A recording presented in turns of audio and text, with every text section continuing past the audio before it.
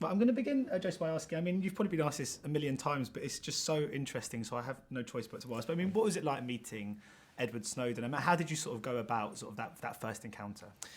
Yeah, I got to go to Moscow and sit with him for about 4 hours in an office, and we just talked and talked and talked. And you're right, it was a pretty fascinating thing. You know, I don't get easily starstruck. I've been really lucky in my life.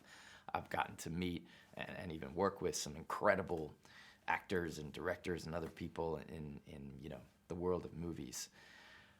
But Edward Snowden's sort of in a different category. This is someone who risked his life to stand up for what he believes in, and in my opinion, made the world a better place and not just for me, but for I have a kid at home, and I firmly believe that my kid's going to grow up in a world that's a better place than it would have been without Edward Snowden. So meeting someone like that is very different than like meeting my favorite actors or directors, and it felt unique in my experience. I mean, so you're evidently, obviously, a huge fan, if fan's the right word, or sort of admire everything he's done. But did you have to strip that away when you had to actually embody him, take away that kind of admiration you had for him in order to kind of portray him on screen? Sure. Well, that's the thing, is this movie, I mean, I'm tempted to talk about his politics and his cause because, this is a platform and we're having an interview right now. But what this movie is much more of a human drama. And making a movie about a political symbol would not make for a compelling drama, and so for me, I was really focused on him as a human being. And honestly, like you asked what it was like when I met him, the truth is when I met him, what I was really after were the little personal nuances of, how he talked or walked or stood or sat, or how he shook my hand, or how he ate his lunch, or little details like that are the building blocks that I could use to create a performance. Because in some ways he must be quite a tough person to get into the head of, because he's one of those people, he doesn't want to be in the limelight at all himself. Mm-hmm. Everything is all about what he's uncovering. So I mean, I guess it must be quite tough to then find out who he really is. Mm-hmm. That's exactly right. But you can make some important inferences. Like one of the things I learned that I didn't know before was that Edward Snowden enlisted in the U.S. Army in 2004. So that's 9 years before he blew the whistle and the world learned his name. And to watch someone go through that transformation from someone who would enlist in the Army in 2004, that's when the war in Iraq was at its most dangerous, to want to go fight in that war, to then 9 years later blowing the whistle on the NSA. That's what any great drama is built out of, is a character who changes. And so watching his life unfold and watching how his perspective evolves, that's what makes for a great human story. I mean, there's an incredible pressure that derives from the fact that he's going to watch this movie and he's going to see you portraying him. But is that a good pressure? Do you actually thrive, do you think, in having that added kind of element? Yeah, I think so. It is more pressure, you're right. You know what was the most gratifying feedback for me, though, was I got to meet his parents. And they came to the premiere that we had in New York City, and I had not met them before.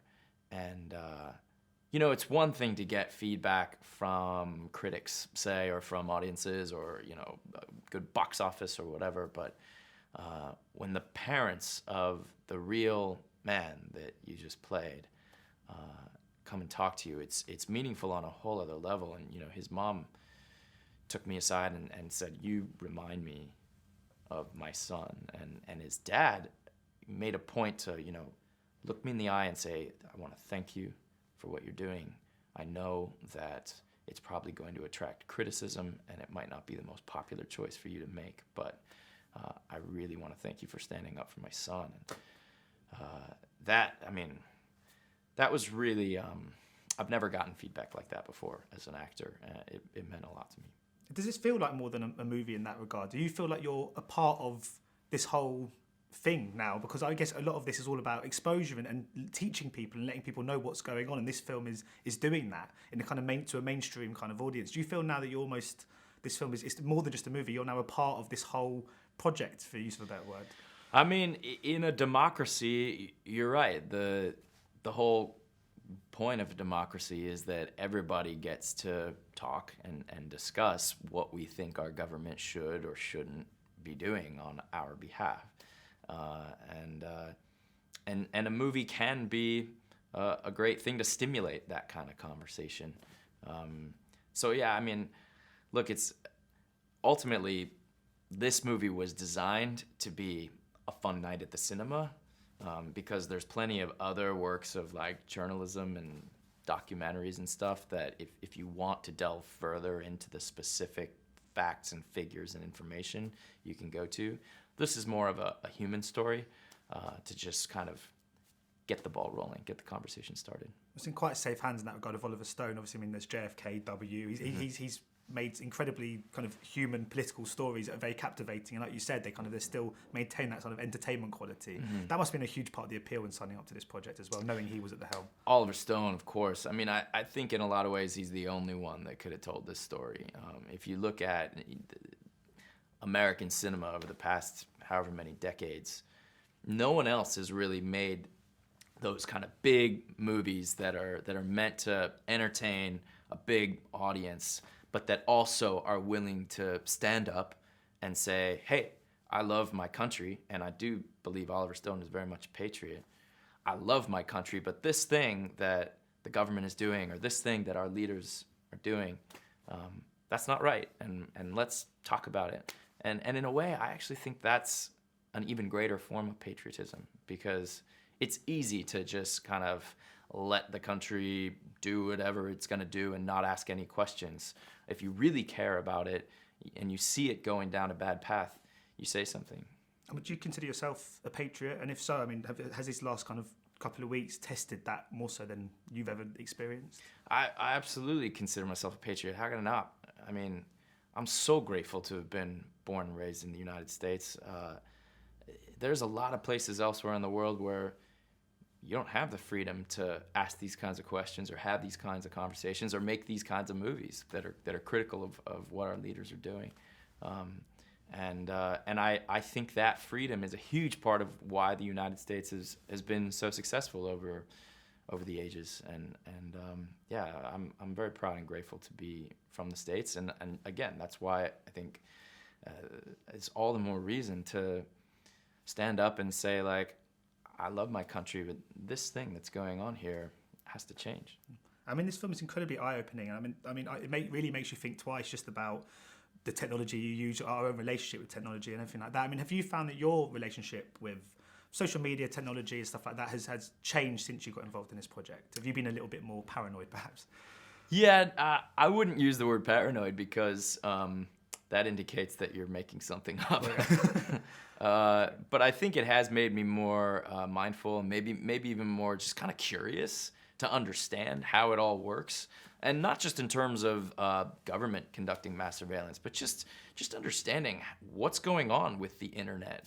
I'll give you a small example. Like, you know how you're always asked to check the box and agree to the terms of service for your email or your music or whatever it is? I never used to think about what I was agreeing to, but nowadays I try. I'm not going to say that I read all of that legal language because I think you couldn't even really understand that stuff unless you were a lawyer. But you can still kind of ask. Like, one of the questions I always ask is, how is this company making money? I never used to ask that question, but so many of these services are given to us for free.